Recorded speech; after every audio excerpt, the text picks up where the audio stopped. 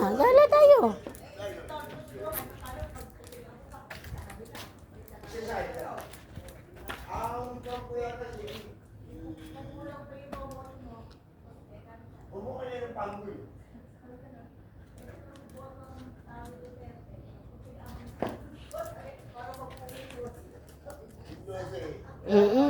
No, no. No. Oh, sit na. Sit.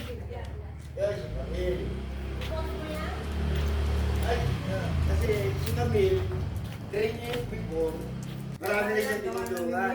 Ano? Tamad lang? Hindi, marami na siyang natulungan.